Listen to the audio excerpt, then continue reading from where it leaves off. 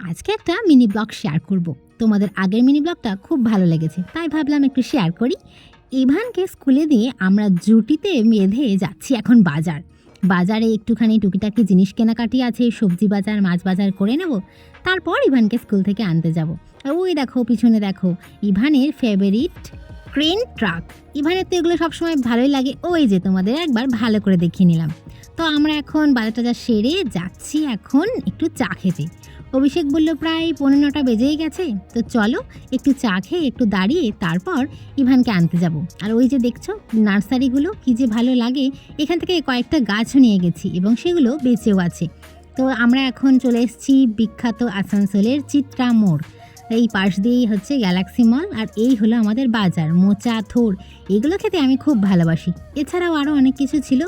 আর অভিষেক এখন গেছে ওই যে প্রদীপ দার চায়ের দোকানে চা আনতে। দুধ চা খেতে আমি অতটা ভালোবাসি না, কিন্তু আজকে ইচ্ছে হলো একটু খাবো। এই যে বিখ্যাত চিত্রা মোড়, চিত্রা অ্যাকচুয়ালি একটা সিনেমা হলের নামকরণেই এই জায়গাটার নাম হয়ে গেছে চিত্রা মোড়। আর ওই যে দূরে কয়েকটা বিল্ডিং পরেই ইভানের স্কুল। এখন তো সমস্তটাই ব্যস্ত রাস্তা, আর চলে এসেছে গরম গরম চা। এই চা খেতে খেতেই আজকে আমাদের পার্সোনাল টাইমটা একটু কাটিয়ে নেব।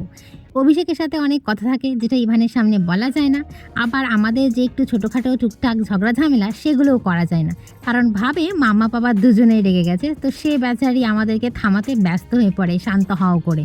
তো এখন চা খেতে খেতে অনেক গল্প গুজব আমরা করে নিচ্ছি, আর চায়ে চুমুক দিচ্ছি আর এনজয় করছি। সকালটা বেশ ভালোই লাগছে এই এখন সময়টা কাটাতে। দাঁড়াও তোমাদেরকে দেখায়, এই যে ডিগার ইভান সোনার ফেভারিট। তো এই যে সিরিজটা পুরোটাই ওর কাছে আছে, তবে কয়েকটা জিনিস লাগবে সেটাও ওনার লিস্টে হয়ে গেছে। তাই বলেছি জন্মদিনে দেব, চলো ইভানকে আনতে যাই এবার। ইভানকে নিয়ে নিয়েছি, এই যে ওর স্কুলের সামনে ছিল এটা। বায়না করেনি, একটুখানি তাকাচ্ছিল, তা আমি বললাম নেবে, তো বললো হুঁ। আর এই যে ব্যাপারটাকে ভেবেছে ও ফিরফিরি ওর খুব পছন্দ, এই যে ঘুরছে হাওয়াতে আরও মজা পাচ্ছে। কিন্তু আমি বললাম এটা শুধু ফিরফিরি নয়, নিচে বাবলসের জন্য লিকুইড আছে, ওটাতে ফু দিলে বাবলস হয়।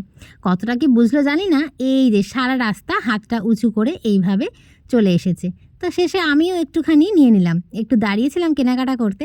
ইভান সামনে চলে গেছে পাপার, আর ব্যাস আমিও পিছনে বসে বসে এই সমস্ত করতে করতে বাড়ি পৌঁছে গেলাম। সকালটা দারুণ কাটলো।